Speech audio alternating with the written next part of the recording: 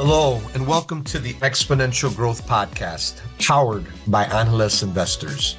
I'm your host, David Olivencia, co-founder of Analyst Investors, and a passionate advocate for leveraging innovation and technology to drive success. Let's get started. This is Exponential Growth. I also want to give gratitude to Salvi Media. They're the founding sponsor of the podcast. They're a premier executive content agency dedicated to crafting exceptional content and strategies that elevate companies' brands and their executives. They're creators of the Emmy Award-winning CEO series. I think many of you have seen that. We've also featured one of my portfolio companies, Analyst Investors and Hallow, on their CEO series. And they've had in-depth interviews with CEOs talking about their personal journeys and business experience. The CEO series can be found on Cheddar, Entrepreneur Magazine, Reach TV, and really want to thank Salvi Media for their support of the podcast. You can also follow them on social media, as well as they have a podcast studio in Chicago. Join them as well. So again, thank you, Salvi Media, for making this podcast possible. Today with us, we have a very special guest. Somebody I got to know through Analyst Investors, and then also doing some joint investments together as well. A leader, an investor across multiple asset classes, and a patriot, right? A veteran, and was also part of the Student Veterans of America and leading that up. His current role, he's the global CFO and U.S. president of Talapat. He serves on couple different boards. One's UBS funds, trillions of dollars or so under UBS funds. He's on one of the boards there. The board of Canela Media, which is a portfolio company of Analyst Investors, board of Latino Media Network. He's the chair of 1200 VC, a venture capital fund that invests in other funds. He's a co-founder of Analyst Investors, which is how we met. He worked in the Illinois State Treasurer's office as a chief investment officer, had about 52 billion-ish of assets under management, and also served in the military as well, and other things as well. So let's welcome to the podcast, Rodrigo Garcia. Welcome. Thank you, and to everyone tuning in, thank you for the opportunity to be here with you, David. It's always great to work with you on a number of different fronts, and these kinds of conversations are important, not just to be able to learn from each other, but to enlighten and to bring different perspectives, and hopefully we're able to bring some of that here today, given my background, my insights, my perspective, and my experience to date. Yeah, so we're gonna have some fun. So I always like to start out, I touched on a lot of the things, but I want to start about you. Kind of who's Rodrigo Garcia and all the things that have you've learned along the way and a bit about your journey. So Rodrigo. Sure. It's I'll cut this in a couple of different ways. So the first piece, I'll give you a bit about who I am today. So as you mentioned, I'm the global chief financial officer and U.S. president at Talapat, which is an investment enterprise and multinational conglomerate. And you're like, well, what exactly does that mean? Well, the most easy way to do this is on one side of the house, we invest and allocate capital into non-control investments across various sectors and industries. So these are investments of capital into, as of all the things that you can think about: stocks, bonds, real estate, commodities, venture capital, private equity, private credit, venture debt, etc. But then on the other side of the house, we have control holdings. These are companies that we operate under the umbrella of Talapat, and so these are companies that we control, and where we work with our CEOs on the day-to-day and strategy of these organizations across a number of verticals, including media and entertainment, logistics, hospitality, agriculture, cybersecurity, etc. And so it's a very unique role where I'm very much involved in all the investments, all the banking, all the financial activities and operations, including the P&L leadership, corporate strategy, enterprise systems, and so forth. And that gives me a very broad, because it's not just various investments and asset classes, but it's operations in a variety of different industries in multiple countries as well. And Very diverse, man. I, Different yeah, industries, different assets, different yeah. countries. Exactly. And so then you kind of put that overlay of then some of the work that I continue to do on some of the boards that I sit on independent of Talaba. These are companies that are independent of Talaba, which are all the ones that you've already mentioned, including UBS, Canela, and Latino Media Network.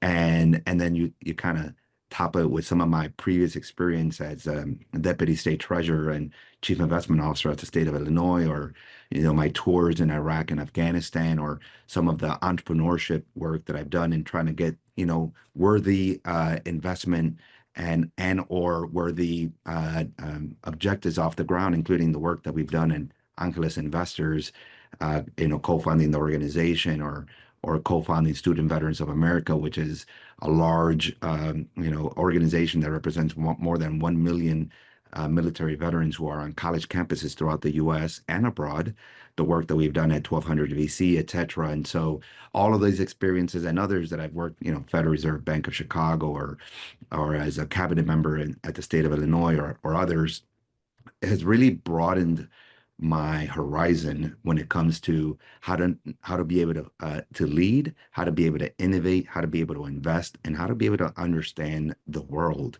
And then so that's kind of like what I'll call the professional experience. But then on the personal side, I was born and raised on the south side of Chicago. That for those who may not be familiar, it's a very rough and tumble part, but it's a rough and tumble part of Chicago, but it's also a place where it's the basket of the immigrant community, at least on the south side of Chicago, where it's a neighborhoods that are known for their culture, their music, their food, the work ethic, the we'll call it the variety of the immigrant experience, the richness of the immigrant experience. And so when my parents came here to the U.S. in the 1970s and began to, take stock in the city of Chicago, well, I grew up amongst that community, and I saw all the beauty of it in music and food and camaraderie and work ethic. But, in very fairness, I also grew up in a neighborhood that, with poverty and barriers to opportunity and crime and drugs and all those kinds of things that are present in many communities, but in this one it was just a bit more prevalent.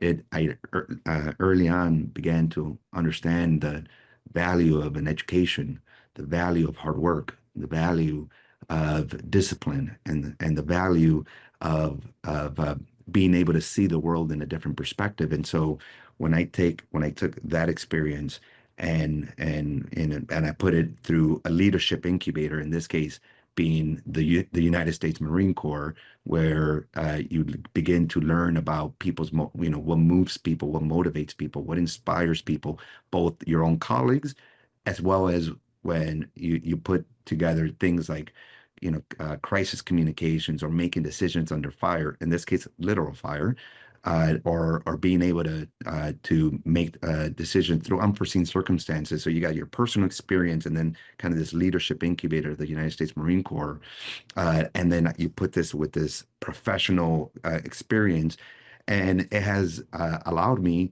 to go through some of the most formative experiences, not just growing up, but even in my professional career, and leveraging some of these soft skills and some of these perspectives and comprehension, and with technical ability to create the person who I am today. And I think that's why, to some degree, I've been able to be successful in the various opportunities and roles that I've been presented, not just because of my technical knowledge, but also because of my leadership aptitude, and then my own upbringing, and always trying to keep myself humble, tethered to the ground, understanding that the world is not just about the tangibles, but it's also about the intangibles, including things like work ethic and honesty and understanding people and empathy and so forth. So that's a bit about who I am and how I've come to be today. No, it's a great story. And I mean, always known some of it, and every time I kind of learn a bit more about it. And I think, coming from the south side of Chicago and then now kind of having this global role, global industries, all these different asset classes, call it billions, whether it's state trillions, just seeing this, when you're growing up and you can't even imagine all the financial capital in the world that's going around and moving around. And now you're getting a good view into this, into all the capital and assets and things that are moving the world, coupled with your leadership. And also it's a great Yeah. story. I'll say, I'll give you a little snippet because it should give you an indication of, how I was raised. And so when my father had a workplace injury and he couldn't work because he couldn't lift anything, it was a back injury, and he was out for almost a year from his workplace. And the short-term disability covered like 50% of his salary. So we had to figure out a way to bring additional income into the household. And so he put some railings on our 1964 Ford red pickup truck, and we traversed the alleys of the south side of Chicago picking up scrap metal. I was 12 years old. I was in a very one of the most impressionable parts of growing up, and initially, what was something of, I was embarrassed. We're picking up other people's garbage, Dad, but we had to put food on the table and we had to pay the bills, and my dad couldn't lift much, and so this is what we had to do. But it quickly became, it wasn't one about embarrassment. It was one about pride and one about like, this is what we need to do. We have to put ourselves up from the bootstraps. When the circumstances change, you can complain and put your head down, or you'd stand proud and say, all right, what do we got to do to change? And so it taught me early on about, not about entrepreneurship Yeah. and make it in a business, like which neighborhoods provide the highest yields of scrap metal, and which There you go. how can we actually make more money off of this? Oh, actually, we should maybe take the things that are actual junk to the scrap yard, but the things that have some potential resale value, why don't we clean them up? This is my dad talking to me, and we go to the flea market, and we can actually get an even higher value on the resale rather than just doing everything scrap metal. So, I was 12 years old, so I was learning about pricing objects at the flea market, supply and demand at the macroeconomic level. I began to learn about, work ethic and discipline, which neighborhoods give you the highest yield, which scrap yards pay you more, not pay you more, which ones will, be much more picky about what type of scrap metal you bring. Like, is it a rim with a tire around it? That's scrap metal. And so all these little things, even though they were microcosms of an experience that was by necessity, it began to taught me a lot of important lessons in life about how is it that you're able to run a business that in this case was so rudimentary to say broad, complex companies and multi conglomerates today, but it was one also of necessity, and so that's a little bit about how I approach life, and even in my own present being, and but yeah, even business, I was learning it at a very early age. It's just amazing. And then you can tell it's had a great impact on you as well. So on this exponential growth podcast, we like to talk about trends, right? And you're seeing them, as mentioned, different industries, different geographies, different asset classes and investments. So for our listeners out there, from your viewpoint, what do you see are just the key, call it exponential trends that they should be aware of, and study and get in front of? Sure. Sure. So I'm going to mention probably two or actually three that come to mind, and they're not going to be, anything revolutionary that in terms of like, oh, I've never heard that one before. These are all things that I believe people have heard of before, but I'm going to give you a little bit of color as to why I also think. So the three are obviously, and in no rank or order or preference, but it will be artificial intelligence, it'll be quantum technology, and then the blockchain. Those are the three that come to mind immediately. Now, why artificial intelligence? Well, it's very straightforward. It's eliminating manual and analytical cognitive tasks and processes.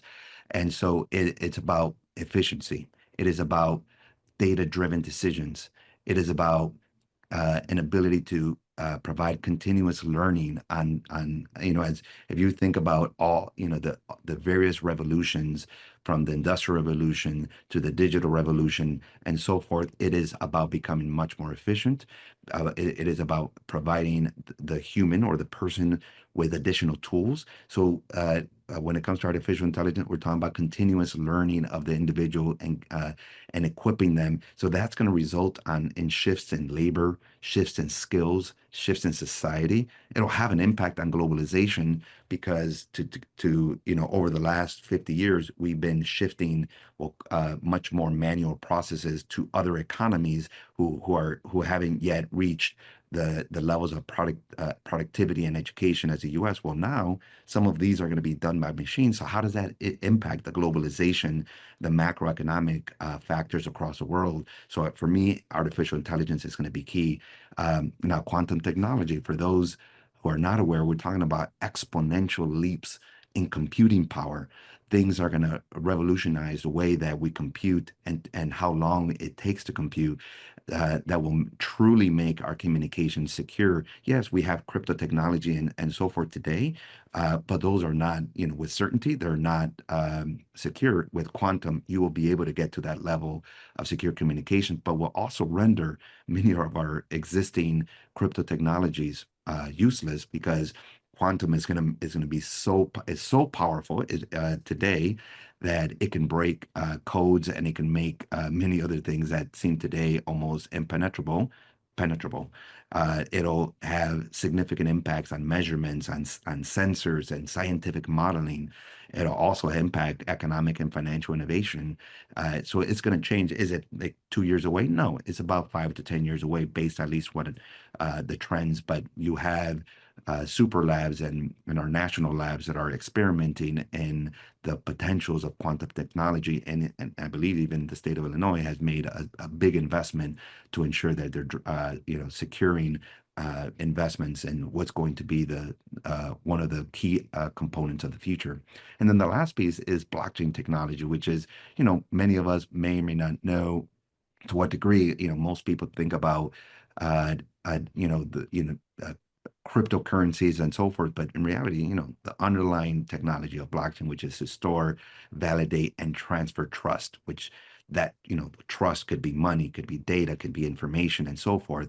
It provides transparent transactions, peer-to-peer transactions. It removes intermediaries, which eliminates central choke points. It's smart contracts, it's resilience and security. And so I think these three aspects will continue to evolve and continue to provide, a disruption to not just technologies and businesses, but just society overall.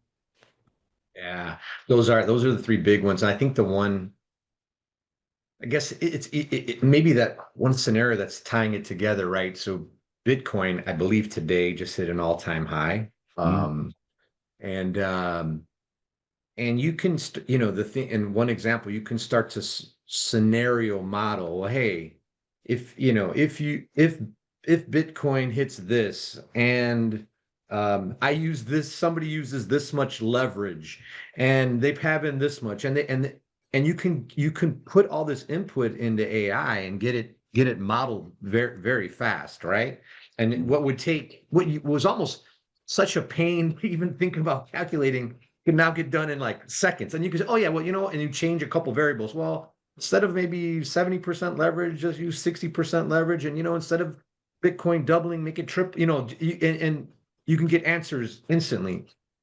On the quantum side, which is cool, is like you think about all these advancements in medicine and other things that the human genome that took weeks, months, I mean, like I think months to kind of run the compute and calculate, right? Well, now it's like minutes or seconds, and then you can start doing things like preventative medicine and putting things and looking at millions of people who've had similar type things, and what's the either prescriptive supplements or medicine or anything like that.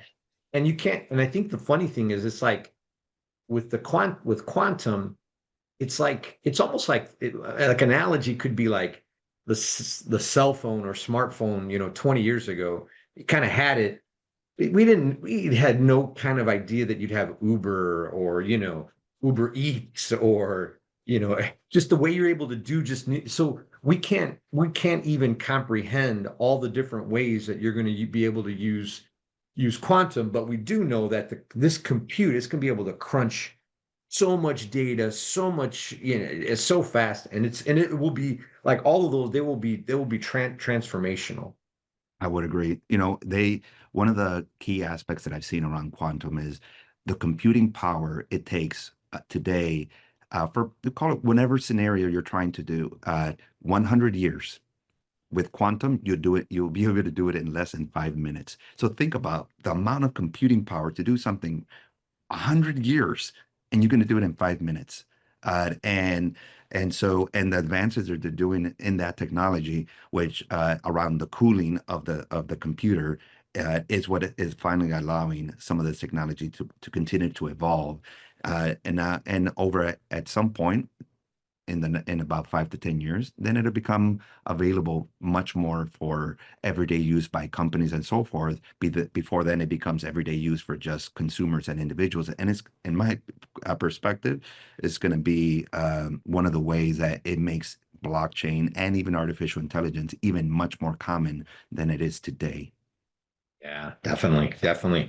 So okay, so now and we touched on Bitcoin, by the way. So investments, right? So now there's these great, you called it the big three, and then there's others, but the big three. So you've got an interesting perspective because you're an investor as an individual. We've done some investments together, but then you've also seen, you also invested investors, as in the state of Illinois, some of the top funders of some of the top companies in the world right now.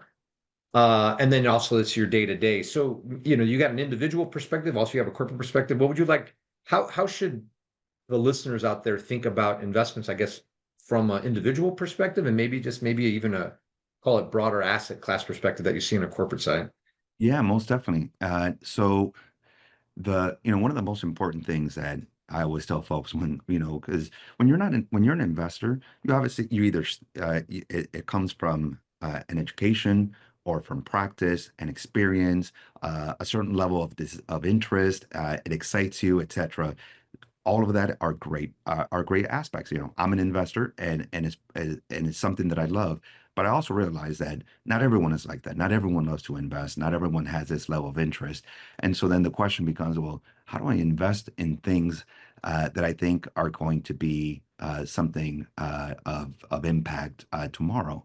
And for me, that's the most important thing, which is the trend analysis. Yes, it is important to understand the companies and the sector and the industry, and whether it's expensive, not expensive, is there an opportunity for arbitrage or not. Important. But for me, what's even more important is for one to understand and leverage their perspective of the world, either their profession or their experience or what they see around on a day-to-day basis, to identify things that they feel are changing.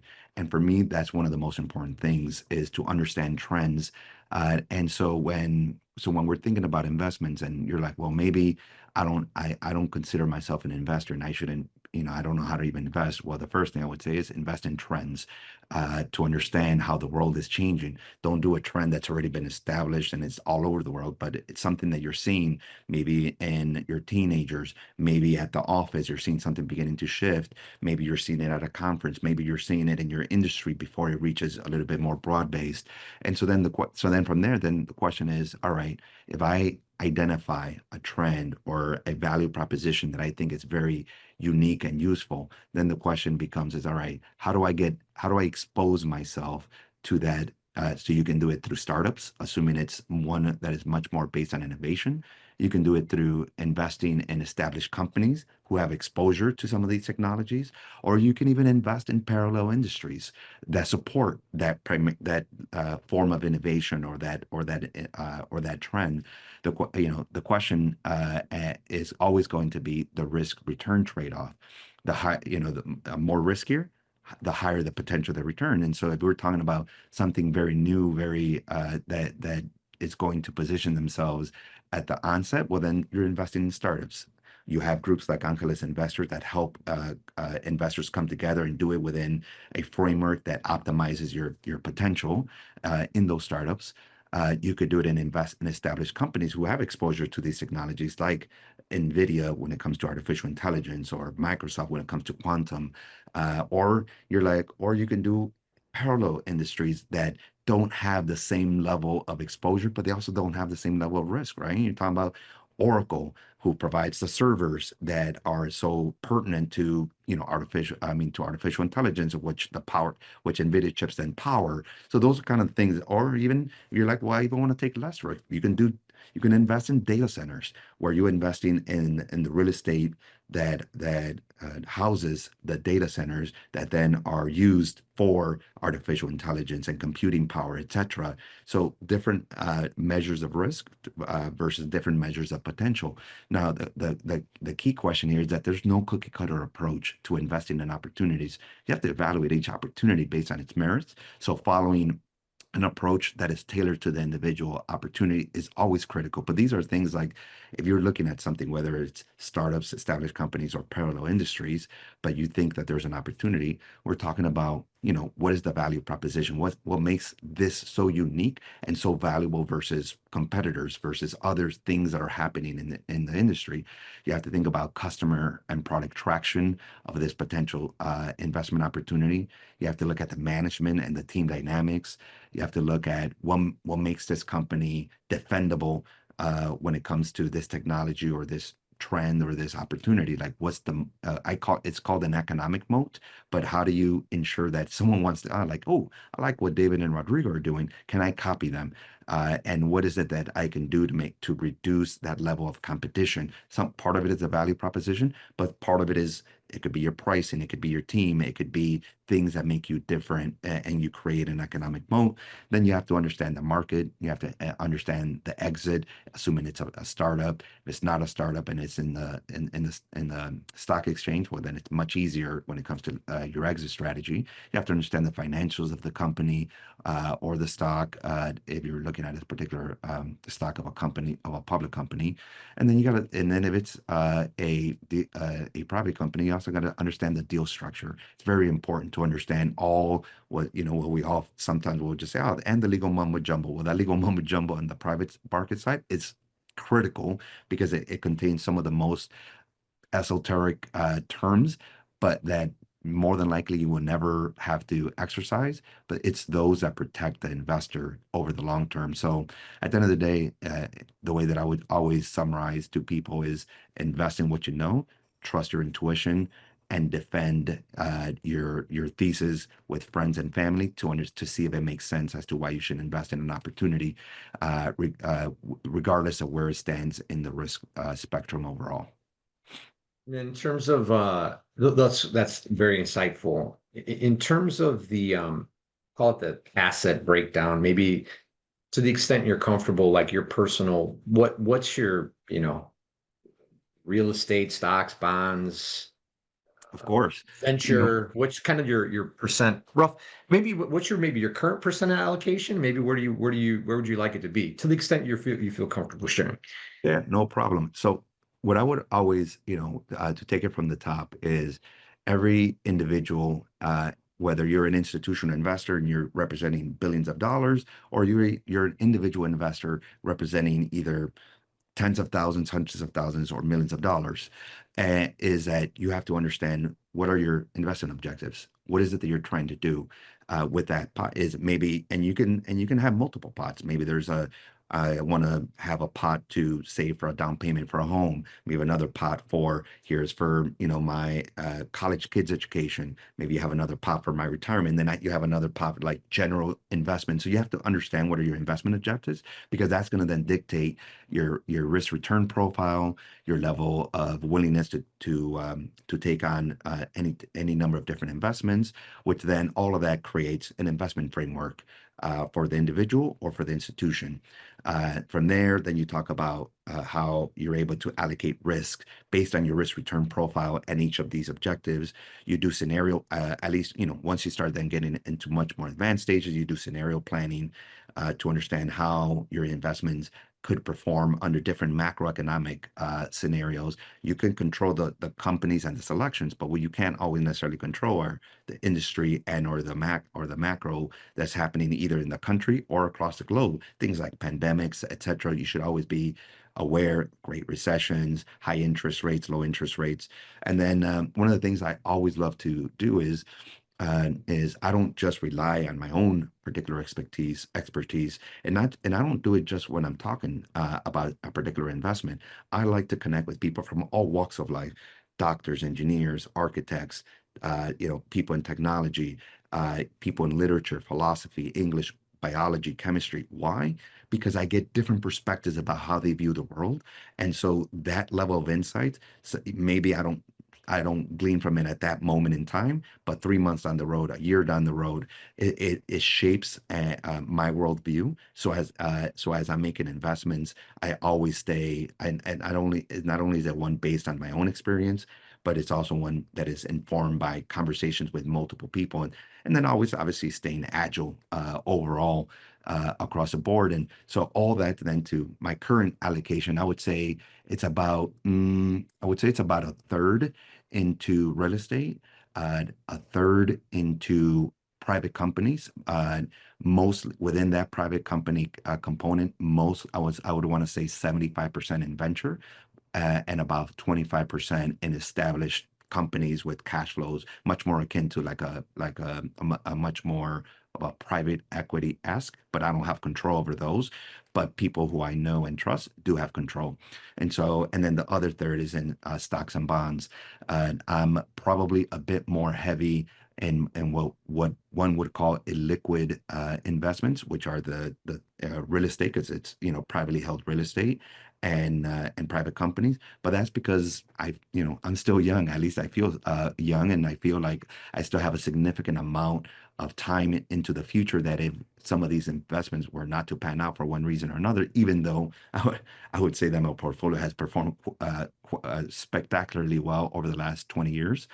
But I also know that as I get older, and as I maybe start thinking about retirement in 20 years or so, then at that, I would presume that my allocation would shift, because my investment objectives will begin to shift. Right now, my investment objective is pretty much wealth accumulation, and so I'm willing to take on a bit more risk and invest in private companies and in real estate, uh, but also knowing that I like to have diversification, which is also why I have stocks and bonds and other than cash and short-term investments. So that's the way that I'm currently allocated, to give you a little bit of flavor, yeah, into the way that I would approach an investment framework, and then how that then colors my own investment framework personally. Yeah, no, very God, there's so many great nuggets in there. Like, just what are your objectives, your risk tolerance, diversification across asset classes. How do you think? And then, as where you're at in your life, and family, and also generational planning, right? I mean, there's whole kind of insights there that you provided, Rodrigo. So the other part of exponential growth is around leadership. So you've led in the military, you've led in corporate, you've led in the CFO function, state government, boards, right? We're in these times of a lot of different exponential change. You mentioned kind of what you call the big three, and there's others out there. What do you think about leadership, or maybe three core principles ish on leadership? And do they change in all these times, or are they amplified, or do you think about them differently, or just your general thoughts on how do our listeners best lead in this environment that we're living in with all the exponential growth? Yeah, most definitely. And look, I have a lot of different thoughts of, things that we should always keep in mind. So I'll just mention a couple because obviously I don't want to. I love leadership, and which I view it very differently than management and supervision. Leadership is much more about inspiring and having an organization or a team do things that move towards a vision. And so we have to understand ourselves, those who have been asked to lead. We have to know our strengths and our limitations, and we have to know the same of our team and how we're able to put together a diverse team of skills and experiences and perspectives. We have to understand our ability to be technically but also tactically proficient. So it's not just about the hard and technical skills, but it's also as much about the soft skills. We have to understand that we cannot ask people to do things that we're not willing to do ourselves. We have to set the example. We have to understand that we move forward as a team. It's never about the individual. We have to understand that, life is a toll road, not a freeway. We have to, continue to provide and for ourselves and continuously learn.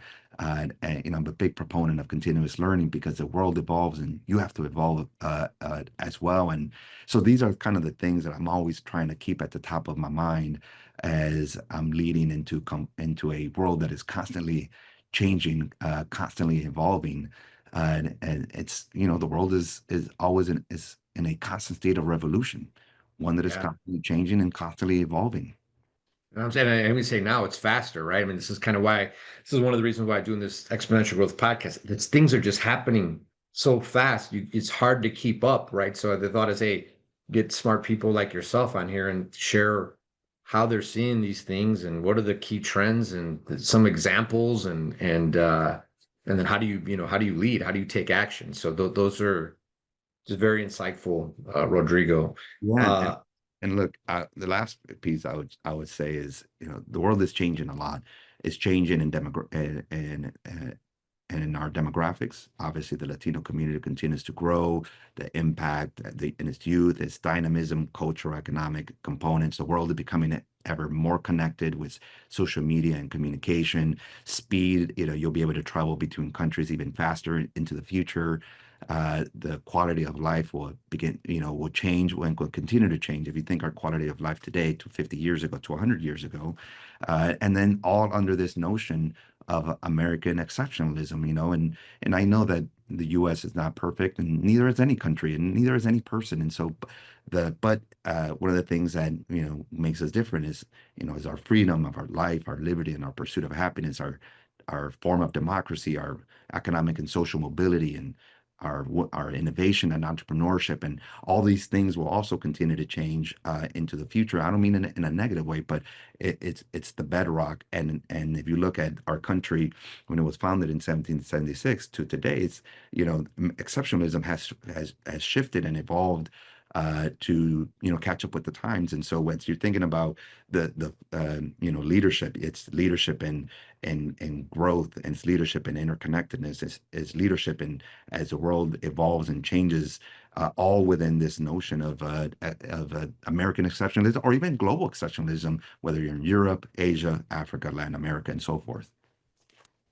Yeah, I mean, and so and in your stories like the you think about it, kind of goes full circle, right? You have somebody who comes up south side of Chicago, works hard, family works hard, and then works themselves all the way up, right, to all the different roles and things that we talk about. And the other thing is that you're just getting warmed up, right? Because there's a lot of other great things ahead, definitely, Rodrigo. So, Rodrigo, how do people stay connected with you on social and anything? Keep up with all the great stuff. Where do they find you on social?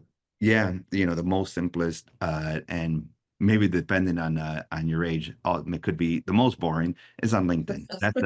That's the easiest and most concise way of staying in contact with me, since it is a business tool that allows you to connect with people all across the world on a number of different pieces. I unfortunately do not have neither Twitter/X